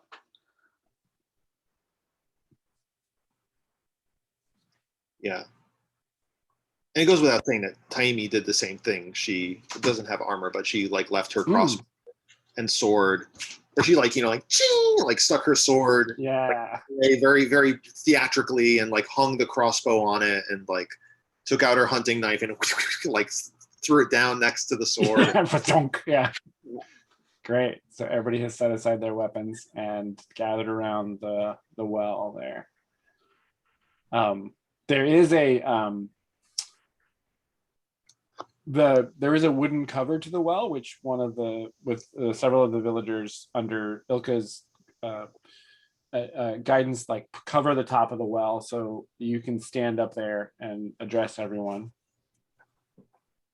So the idea is you're gonna present the case you've already presented, essentially. Like, do you want the Corkine to be here or not? And then the Corkine or Sicarius on behalf of the Corkine can make the argument for them staying. Yeah. Is that right? Yeah. And anybody else can make any other arguments that they want or put in there. I mean, I think Father Ilka maybe should get a chance to speak. Mm-hmm. I think we can pretty much step aside and just let him. Okay. Make his case. Make the case for you. Great. Yeah, he's a good person to put up there. I'm looking at his. Okay. Mirren, what do you think? Oh yeah, that it's better to step aside and let the meeting happen, and let those guys speak for their case. Great. So it's Sicarius for the Corkine, who Sicarius is actually, grew up in this village, and gosh, huh?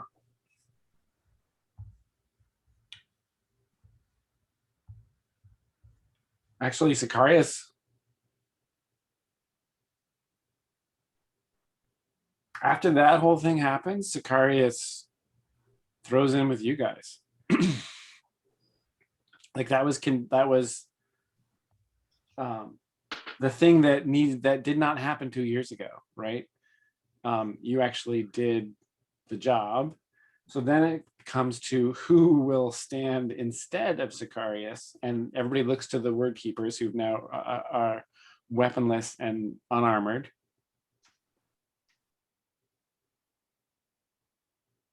And I don't think anybody has the guts to get up there and try to defend them. There's clearly villagers who are unhappy with this change of events because they see trouble down the road. But I don't think anybody's willing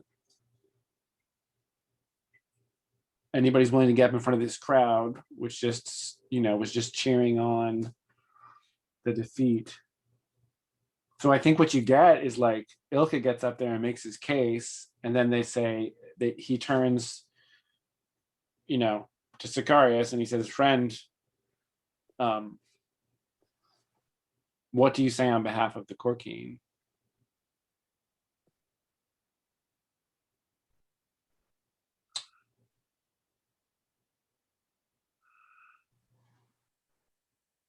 And he gets up there and he says, like,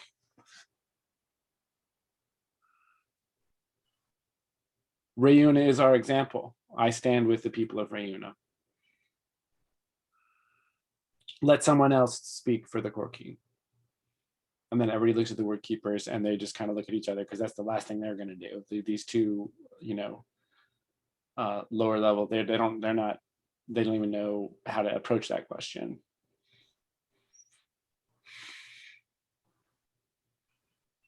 Yeah, and I think that's it. I think that's the way it goes. And this is all based on just looking at Sicarius and why he was in this in the first place and his particular traits and what just happened. Yeah. Like that wasn't a predetermined outcome.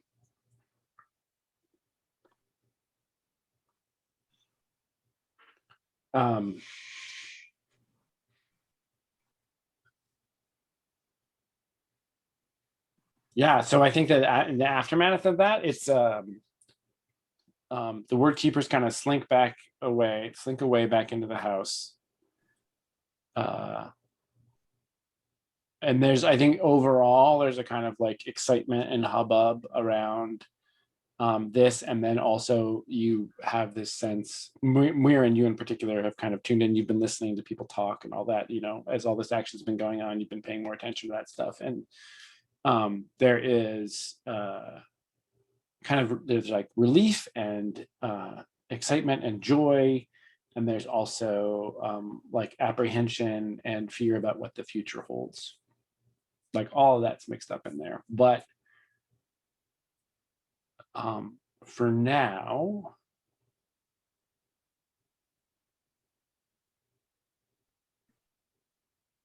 so you've had your meeting and Sicarius has thrown in with you. So that decision has been made. That's not saying that the word keepers are going to go away. It's just that the village has, decided that they should. And so now you realize there's these two word keepers going back into the Korkiatala where their weapons and armor are, and that's where their captain is.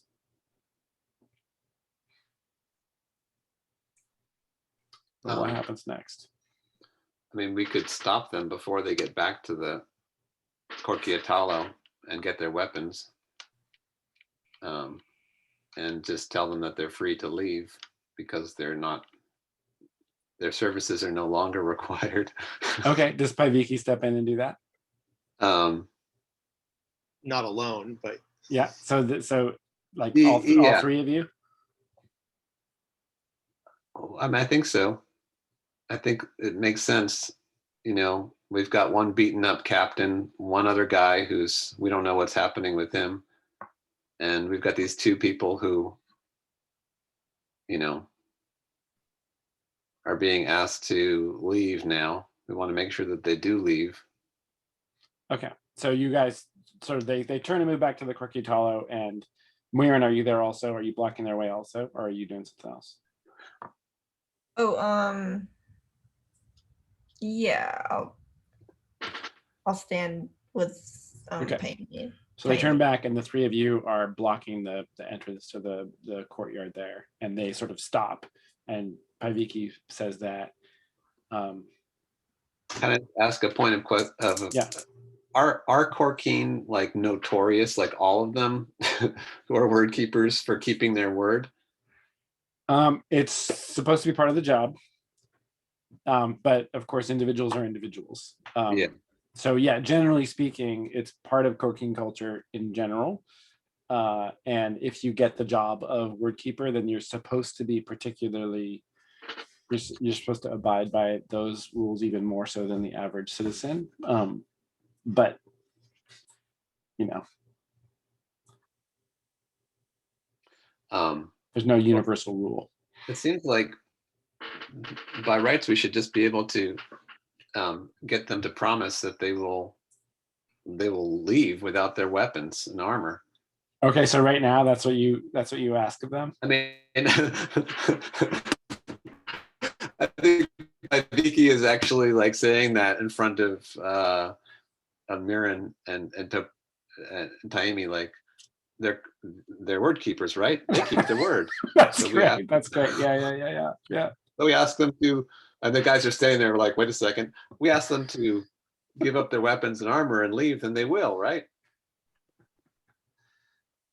And she's asking that kind of honestly, which is funny because she is Korkeen, but yeah, she's asking that of Muirin and Taimi, like just for confirmation. Yeah.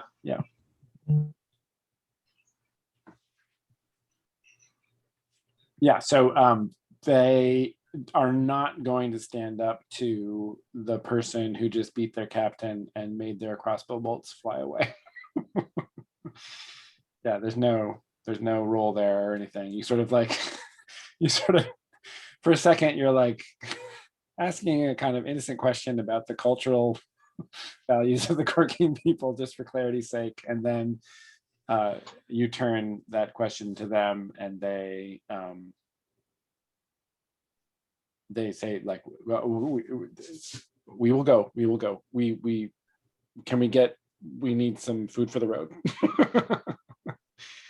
And so under observation or escort or whatever, they just grab some stuff, some of their belongings and whatnot, and they don't touch the armor or the weapons, and they pack up, and the villagers bid them a not so fond farewell. Wow. What's that, John? I just said, wow. Oh, okay. And it's 11:20, so should we wrap up? Yeah, do we want to like maybe do some quick flashes so that we could start in like Hakunit maybe? Yeah. Because I think, not to just draw out the narrative here, but like it would be very silly if like the next day or even the next 2 days we like leave and like we meet these bozos on the road. Say that we like take a week to like, talk to Sicarius, talk to the village, talk about what we're doing in Reuna, talk about all the different possibilities, and kind of do that in montage. And then like after 2 weeks leave. That might cause trouble for us in Hakunut, but I think it's better than us like meeting these guys isolated on the road where they could, start shenanigans. And if Hakunut's really, what do you call it, neutral, then us running to them into Hakunut won't be like a huge like city turning on us sort of deal. Yeah, right. Yeah. What do you think of that? Like taking a week to hang out here? I like it. Yeah.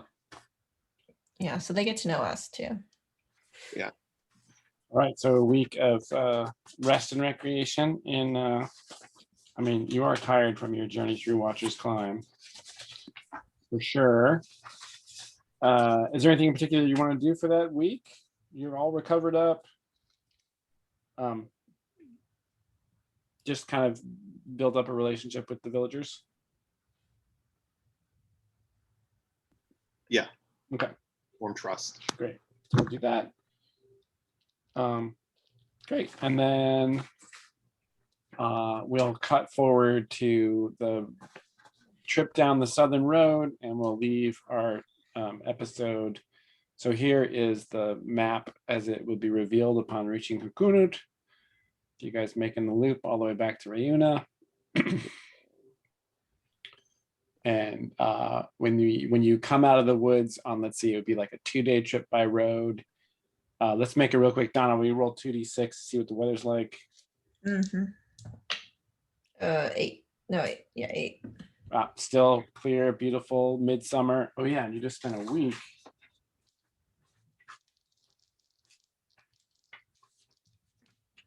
Gotta mark that off.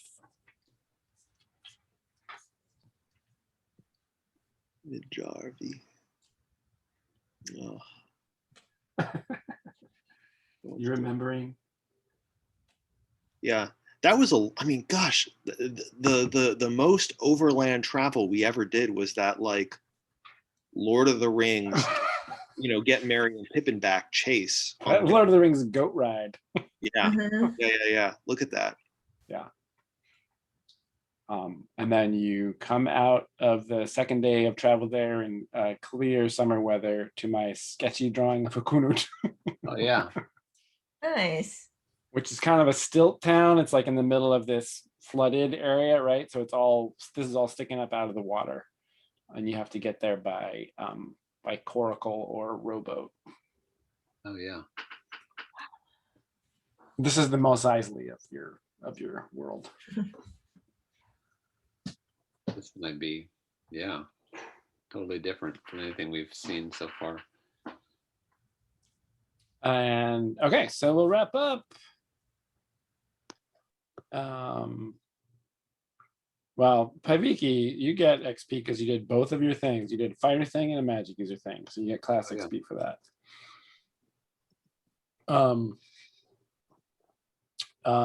No, I don't think Taimi or Miran gets class things because there wasn't really the opportunity. Right. Anybody have any traits they managed to eke out? I was super resentful when that Cole Keynes brought in wisdom as the rule.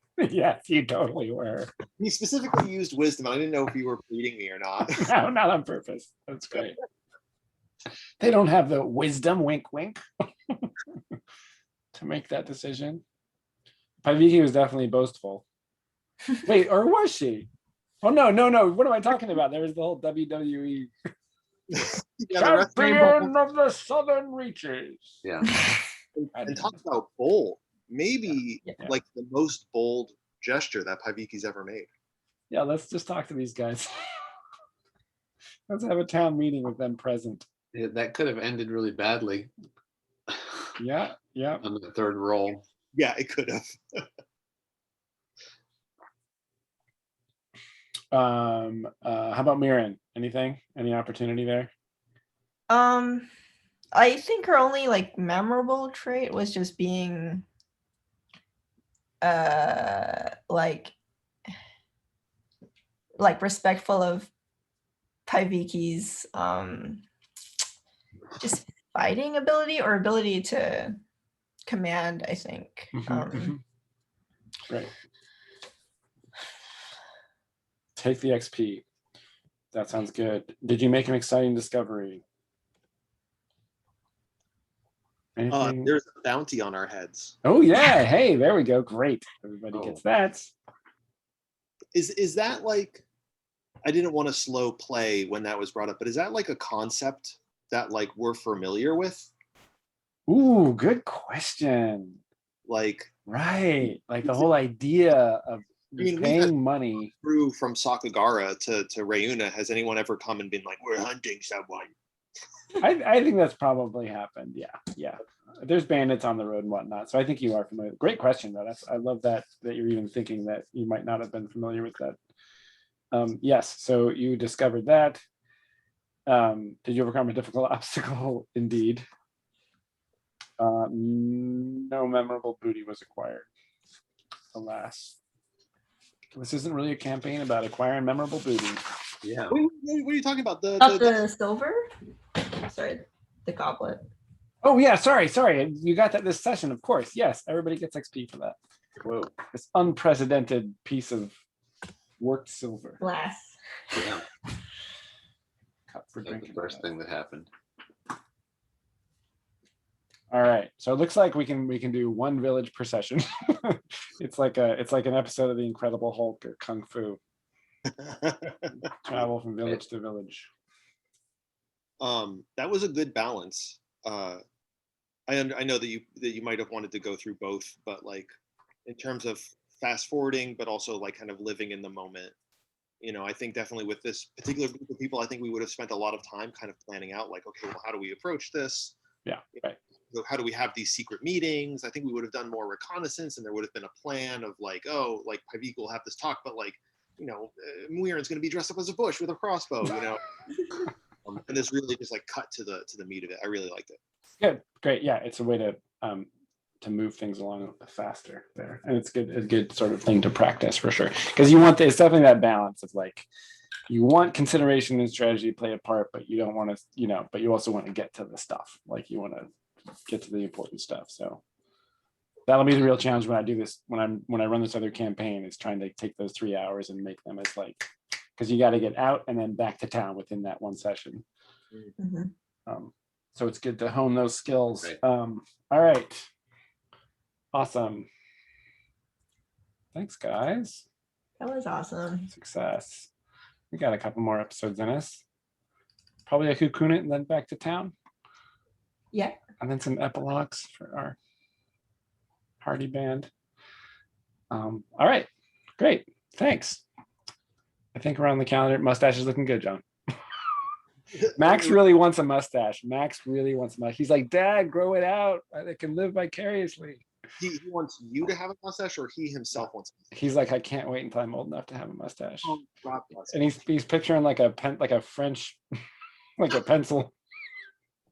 That's fun. He's starting there. He's gonna go handlebar eventually, but Mhm. he's starting with the French thing. Have you heard of this fad that people are growing like a mustache here and then an identical mustache? Right here?